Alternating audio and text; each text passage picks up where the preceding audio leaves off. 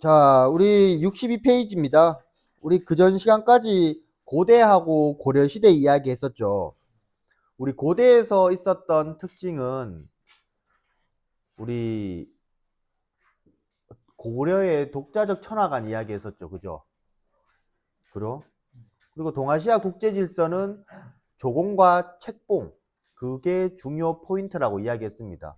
그런데 조공과 책봉이라는 개념이 실질적으로 종속적인 개념이 아니라 의례적인 국제 정치에 참여하기 위한 하나의 장치라고 이야기했습니다. 오케이? 쉽게 이야기하면 우리 동아시아의 UN 가입과 같은 거라고 생각하시면 돼요. 알겠지? 조공책봉 체제가. 자, 우리 조선시대 가면은 이 조공책봉 체제에서 조금 심화되는 느낌이 납니다. 왜냐하면 4대라는 개념이 등장하거든요. 4대. 우리 조공책봉이라는 개념에서 성리학적 요소가 추가되면서 우리가 자식이 부모를 섬기듯, 그죠? 신하가 임금을 섬기듯 작은 나라가 큰 나라를 섬겨야 된다. 이러한 개념들이 조금 추가됩니다. 알겠지?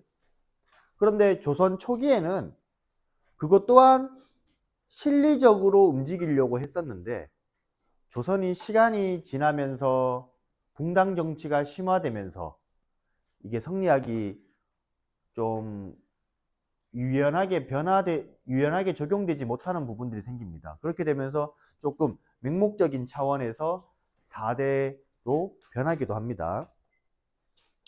자, 우리 교과서 한번 살펴봅시다. 조선의 국제관계와 대외 교류입니다. 자, 먼저 조선이 건국될 무렵에 동아시아에서는 강력한 나라가 하나 등장하죠. 나라 이름이 뭡니까? 명이라고 하는 나라입니다. 그리고 주변 국가들이 무슨 관계?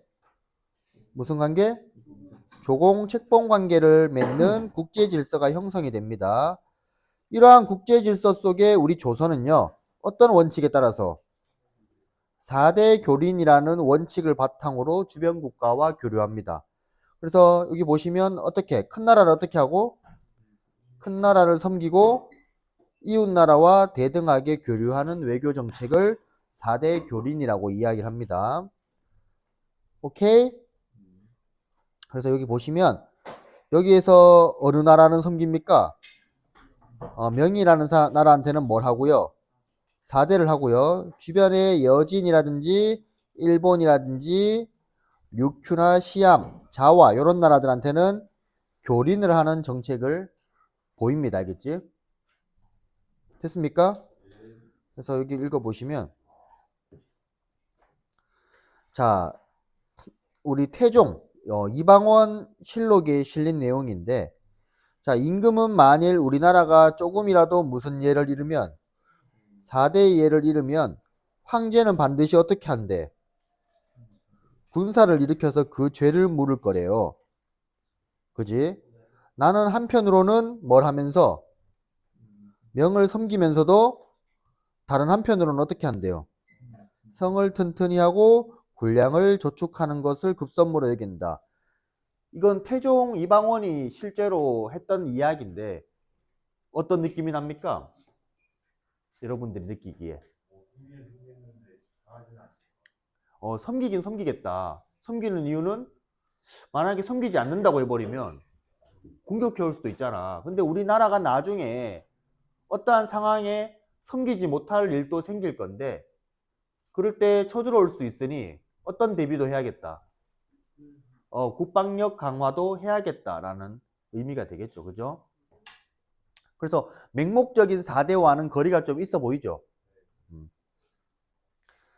자, 그리고 주변에다가는 교린 외교를 한다고 하죠. 교린 외교. 자, 이것도 마찬가지로 태종 때 써져 있는 기록입니다.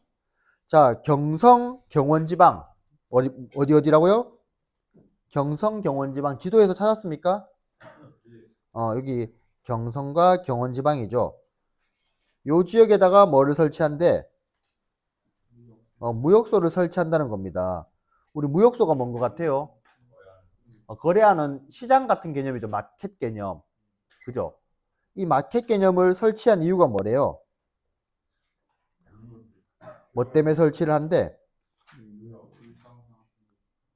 불상사가 생길까 봐. 어떤 불상사가?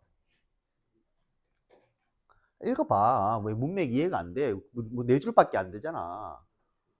무슨 말, 뭐 때문에 설치한 것 같아요?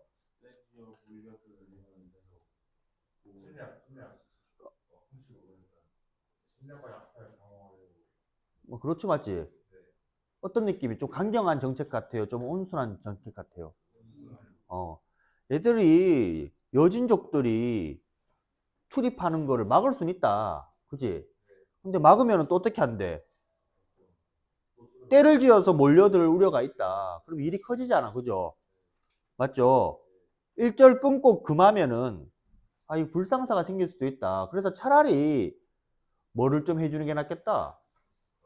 얘들이 뭐 때문에 자꾸 쳐들어오는지 물어보고 얘들이 필요한 게 있다면 그냥 무역소를 만들어서 얘들이 자유롭게 사갈 수 있게 해주면 되겠다. 그러면 얘들이 뭘 하지 않겠어요? 침략하지 않겠죠. 맞지? 이런 거는 하나의 온건한 정책이라고 볼 수 있겠습니다. 알겠지? 자, 밑에 거 다시 읽어볼게요. 자, 조선은 명에 대한 4대를 기본 외교의 틀로 삼습니다. 근데 하지만 건국 초에는 누구와 갈등이 있었대? 명나라와 갈등이 조금 있었어요. 그래서 무슨 정보를 추진해? 요동 정보를 추진하기도 합니다. 자, 요 내용은 우리 고려 말기에 있었던 요동 정벌과는 달라요. 실제로 고려 말기에 요동 정벌을 추진한 이유는 명나라의 뭐 설치 통보 때문입니까? 철령이 쌍성 총관부를 달라고 했죠. 맞지? 그래서 고려의 우왕과 최영 장군이 함께 요동 정벌을 하려고 했는데 실제로 요동 정벌 하러 가고 있었죠. 그런데 이성계가 군대를 돌리잖아. 우리 그거를 위화도 회군이라고 하죠. 자, 그런데 요 내용은 앞에 있었던 내용과는 다른 겁니다. 자, 이성계가 왕이었을 때 사실 조선의 전체를 컨트롤하고 있는 사람은 누구였습니까? 이성계가 왕이었을 때 조선을 설계하고 조선을 컨트롤하는 사람은 누구야? 재상정치 추구하고 했던 사람 누구냐고. 정도전이었죠. 그죠? 그죠? 이 정도전이 태종 밑에, 태조 이성계 밑에 재상으로 있을 때 누구와 갈등이 있냐면 명나라와 또 한 번 갈등이 있습니다. 실제로 이 정도전이 요동정벌을 실제로 추진하려고 했는지 모르겠는데 아무튼 그러한 징조가 있었답니다. 오케이? 그래서 그 정도전이 요동정벌을 조선 초기에 추진하려고도 했었다라는 이야기입니다. 이거 뭐랑 다르다고요? 고려 말기에 실시한 요동정벌과는 다릅니다. 알겠지? 알았냐? 너 알겠냐? 어. 나는 모를 것 같아. 알죠. 얘기할래? 아니요. 자, 그런데 언제부터는 친선관계를 회복한대? 태종 때부터는 친선관계를 회복합니다. 자, 요동정벌을 하던 종도전과 요동정벌을 반대하던 이방원 간에 갈등이 생겼고 결국에는 뭐가 발생합니까? 이방원이 뭐해요? 이방원이 왜 킬방원이냐? 맞지. 왕자의 난을 일으켜서 정도전을 날려버리죠. 그리고 명나라와 요동정벌을 취소하면서 명나라와 다시 관계를 회복합니다. 알겠지? 그 이야기입니다. 자, 조선은 명에 사절을 보내서 뭐를 바치고? 조공을 바치고 대신에 뭘 받아왔어요? 답례품을 받아옵니다. 근데 이 답례품들이 대부분 우리에게 필요한 것들입니다. 그래서 중국의 문물을 수용하는 등 경제적 실리를 추구했다. 요 이야기입니다. 실제로 명나라에서는 우리나라한테 조공 바치로 1년에 3번만 오라 그래요. 그런데 우리나라는 한 30번 갑니다. 알겠지? 왜 갔겠어요? 좋은 거 많이 받아오니까. 자, 밑에 볼게요. 자, 조선은 여진을 비롯한 주변 나라와는 무슨 관계를 맺었대? 교린. 아까 위에서도 이야기했지만 평등하게 잘 지내겠다는 거죠. 자, 그런데 무슨 책과 무슨 책을 함께 했대요? 회유책과 간경책을 함께 펼칩니다. 자, 대표적으로 요거는 앞에 내려가서 볼게. 여진족에게 하는 거는 회유책이 어떤 겁니까? 아까 무역소 설치, 여기 있던 경성과 경원에, 그죠? 그 다음에 뭐를 장려해요? 귀순을 장려합니다. 귀순이 무슨 말이죠? 우리나라 사람이 되어라 라는 말이죠. 그러면은 대신 뭘 줬대요? 토지하고 관직을 수여합니다. 자, 이 귀순을 장려했다라는 거는 어떠한 장점이 있을까요? 어떤 장점이 있을까? 자, 대부분 우리나라와 국경이 가까운 지역에 있는 여진족들을 주로 귀순을 장려했겠죠. 그죠? 그럼 만약에 우리 쪽으로 귀순을 했어요. 그럼 그 사람한테는 뭘 줄까요? 토지와 간직을 주겠죠. 근데 너희 같으면 다 주겠냐? 누구한테 누구 정도쯤 돼야 토지와 간직을 주겠냐? 여진족 중에서도 누구? 여진족에서도 유목민들 중에서 족장급쯤 되는 사람, 그런 사람한테 잘 챙겨준단 말이야. 그러면 어떤 효과가 있을까요? 우리 이제이라는 말 들어봤습니까? 오랑캐는 누구로 막는다? 오랑캐로 막는다. 그러면 그 여진족을 통해서 우리와 친하지 않은 여진족을 막을 수도 있는 거고 데려올 수도 있는 거고 동향 파악도 할 수 있는 거고. 무슨 말인지 이해돼요? 자, 그 다음에 또 하나의 관경책으로는 뭘 설치합니까? 진이나 보를 설치합니다. 이게 군대입니다. 알겠지? 진이라는 거랑 보라는 건 군대야. 그리고 실제로 무엇을 설치하기도 해요? 사군육진. 사군육진이 여기 보시면 이쪽 지역을 사군, 성을 쌓은 겁니다. 그 다음에 이쪽 지역을 몇 진? 육진. 군대를 갖다 놓은 겁니다.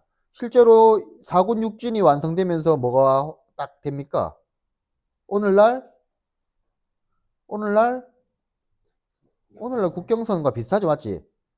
맞습니까? 요 사군 육진을 개척한 것도 누구였냐면 세종입니다. 알겠지? 세종. 실제로 우리 세종대왕은 막 훈민정음 만들고 농사나 중요시하고 그런 줄 알지만 실제로 우리나라 역사실록을 찾아보면 군사훈련을 가장 많이 한 임금은 세종입니다. 오케이? 자, 그래서 압록강과 두만강까지 영토를 넓혔다. 자, 일본과의 관계에서는 누가 제일 심각했대요? 왜구 문제가 제일 심각합니다. 왜구라는 건 도적이죠. 자, 우리 조선 지우고 일본에서만 생각해 봅시다. 자꾸 도적들이 나타난다는 거는 일본 자체에서 중앙 통제가 잘 된다는 소리야, 안 된다는 소리야? 안 된다는 소리죠. 예를 들어서 우리 대한민국에서 네가 해적입니다. 가능하냐? 안 되죠. 왜? 우리나라의 법과 질서가 바로 잡혀 있으니까. 그치? 너가 해적이 된 거야. 원피스처럼. 이름 뭐냐, 걔? 루피가 된 거야. 그래서 네가 배 하나 샀어. 그래서 네가 이제 지나가다가 일본 배 공격하고 중국 배 공격해서 약탈해. 그거 우리나라가 가만히 보고 있습니까? 안 되죠, 맞지? 그런데 일본에서는 이렇게 루피들이 나타났던 이유는 참 생각해보니까 원피스도 이거 일본 거네. 새끼들 이게 뭐 있네. 왜구네, 왜구. 그지? 이 루피들이 등장했다는 건 무슨 말일까요? 일본 내부가 통제되지 않는다, 맞지? 그러면 언제부터 이 루피들이 소멸할까요? 일본이 언제부터 통제되기 시작할까? 도요토미 히데요시부터입니다. 오케이? 자, 건국초부터 왜구의 약탈이 계속되자 조선은 뭐를 강화하고 수군을 강화하고 화약 무기를 개발합니다. 그리고 세종 때 왜구의 근거지였던 어디를 토벌한다? 스시마 섬을 토벌합니다. 자, 이후 일본이 교육을 계속 요청해 오자 조선은 아이고 얘들이 계속 오잖아, 왜구들이, 맞지? 스시마 섬을 박살냈는데도 계속 와. 그래서 안 되겠다. 무역소 만들어준 것처럼 얘들한테도 항구를 3군데만 열어주자. 어디? 제포, 연포, 부산포. 자, 여기 있는 제포는 오늘날 진해입니다. 진해. 진해 들어봤어요? 진해 안 들어봤냐? 진해 가면 벚꽃 축제 있잖아. 군항제하고 여기 해군기지 있잖아요. 여기 제포, 여기 진해입니다. 진해. 여기 연포는 어딜까요? 연포는 울산입니다. 여기는 어딜까요? 여기 부산이겠죠. 그래서 뭐 진해, 울산, 부산 이렇게 보시면 됩니다. 알겠죠? 여기를 몇 포? 여기를 개항했다라고 해서 무슨 개항? 삼포 개항이라고 생각하시면 돼요. 알겠지? 삼포 개항. 그리고 여기도 보면 귀순 장려하죠. 그죠? 그 다음에 여기 스시마 썸터볼도 있고, 이 스시마 썸터볼도 누가 해요? 세종이 합니다. 알겠죠? 됐죠? 그 다음에 류큐, 지금의 오키나와, 시암, 지금의 태국, 자와, 지금의 인도네시아, 요런 나라와도 교류를 했습니다. 됐나요? 자, 우리 여기 노란색들은 학습지 빈칸에 쓰는 거 알죠? 1번에 있는 게 사군육진, 학습지 2번에가 스시마섬, 그죠? 그 다음에 오른쪽에 들어갈 게 교린이라는 거겠죠, 맞지? 자, 양난이유입니다. 양난. 양난이 뭡니까? 양난이. 석준아, 아니 재영아, 양난이 뭐예요? 양난이요? 아이고. 외란과 호란이죠, 그죠? 외란과 호란. 자, 조선과 일본의 국교는 언제 이후에는 잠깐 끊겨? 임진왜란 이후에는 잠깐 단절되죠. 이 정상이죠. 맞지? 재영이가 서한이 갑자기 때렸어. 그럼 서한이는 재환이하고 친하게 지내냐? 재영이랑 안 지낼 거 아니야? 일시적으로 국교가 단절된다고. 그런데 임진왜란이 끝나고 일본에서는 무슨 막부가 생겨나요? 에도 막부가 생겨나죠. 이 에도 막부를 세웠던 사람이 도쿠가와, 들어봤죠? 이에야스라는 사람입니다. 이 사람은 실제로 조선에 출병하지 않았습니다. 오케이? 그러다 보니까 에도 막부가 먼저 편지 보내요. 야, 우리 너희 나라 공격하지도 않았었고 우리 새롭게 나라가 생겼는데 좀 친하게 지내지 않을래? 이렇게 물어봅니다. 그래서 조선은 오케이 라고 이야기해요. 대신에 너희가 데려갔던 우리 포로들 다 돌려줘 해서 일본 가서 실제로 포로도 데리고 오기도 해요. 그리고 조선에서도 생각합니다. 야, 일본은 주기적으로 가가지고 뭘 파악 좀 해봐야겠다. 일본의 동향을 주기적으로 확인해 봐야겠다. 그리고 때마침 에도 막부에서도 좀 와달래요, 한 번씩. 그때 우리가 갔던 게 무슨 사? 통신사입니다. 통신사. 오케이? 자, 통신사는 외교 사절의 역할은 물론 양국의 문물 교류에도 기여를 합니다. 그리고 뭐도 했을까요? 감시도 했겠죠. 맞아요? 자, 그 다음에 청나라와의 관계입니다. 자, 우리 청나라는 병자호란 이후에 어쩔 수 없이 청나라에 뭐 해요? 사대하죠. 맞죠? 재영아, 우리는 원래 누구한테 사대했어요? 명한테 사대했잖아. 근데 왜 명한테 사대 안 하고 청한테 사대합니까? 명이 망했어요. 망했어요? 청이 다 먹었습니다. 언제 망했어요? 병자호란 이후에. 아니야, 처음 생길 때는 아니고. 여기 있었던 병자호란 이후 되면은, 나중 되면 곧 있으면 명나라가 망해요. 알겠지? 그래서 이 4대 관계를 맺습니다. 그리고 뭐를 유지해? 평화를 유지합니다. 하지만 내부적으로는 짜증났대요. 우리 예전에 청한테 굴욕을 맺었죠. 굴욕. 맞아요? 청한테 당한 치욕 뭐였어요? 기억하네요. 삼전도에 굴욕이 있었죠. 맞지? 그래서 이 청에 대한 치욕을 씻고 누구에 대한 의리를 지키자. 명한테 의리를 지키자라고 하는 무슨 운동? 북벌운동이 추진되기도 합니다. 북벌운동은 특히 효종이라는 임금 때 많이 나타났죠. 맞죠? 대표적으로 사람 또 이름 누굽니까? 송시열이라는 사람 있었죠? 앞에 보면은 있습니다. 알겠지? 자, 이러한 가운데 조선 무슨 주의가 나타났다? 조선 중화주의. 우리 중화는 어느 나라를 일컫는 거예요? 중국을 일컫는 거죠. 맞지? 근데 중국이 누구한테 점령이 당했어? 우리 명이 오랑캐라고 불리는 청한테 정복을 당해서 명이 없어졌잖아. 그런데 명과 가깝게 지내던 건 누구야? 조선이죠. 조선은 사실 명으로부터 성리학적인 모든 것을 가져왔었죠. 맞죠? 근데 명이 없어졌으니 이제 중화는 누구한테 왔다? 청한테 간 게 아니라 누구한테 왔다? 조선으로 넘어왔다라는 의식이 생겨납니다. 우리 이거를 뭐라고 이야기한다? 조선 중화주의라고 이야기해요. 다른 말로는 소중화라고도 이야기를 합니다. 오케이? 무슨 화? 소중화, 작은 중화. 한편 17, 18세기에 항해와 무역을 통해서 서양의 새로운 문물이 동아시아에 소개되고요. 이 시기에 서양의 선교사, 우리 대표적으로 마테오 리치 들어봤습니까? 들어본 사람? 마테오 리치는 외국의 선교사죠. 맞죠? 그 가톨릭의 예수회 소속의 이런 사람들이 청나라에 막 와서 많이 왕래했단 말이야. 그죠? 그래서 청나라는 이들을 통해서 서양과 과학 문물을 접합니다. 자, 조선이 청에 파견한 무슨 사? 연행사. 이 연자가 뭐냐면 당시 청나라의 수도가 뭐라고 불렸대요? 연경으로 가는 사신이라는 의미로 뭐라고 불렀대? 연행사라고 불렀습니다. 연행사. 자, 연행사는 청에 들어온 서양의 문물을 조선에 전했다. 이들이 전한 서양 문물은 세계지도, 화포, 천리경, 자명종 등이 있었다. 대표적인 세계지도가 뭐 있습니까? 고려, 만국, 전도. 이거 누가 그린 거예요? 이게 마테오 리치가 그린 거였지. 이게 우리나라에 전해지는 겁니다. 됐죠? 그래서 청나라에 이렇게 우수한 것들이 많으니까 이제 조금씩 의식이 바뀝니다. 어떻게 하자? 청을 무조건 배척할 것이 아니라 청을 무조건 배척하는 게 무슨 논입니까? 북벌론이죠. 그런데 이제는 청의 문물을 어떻게 하자? 수용하자라고 하는 무슨 논? 북학론이 제기되는 겁니다. 뭔 말인지 이해됨? 됨?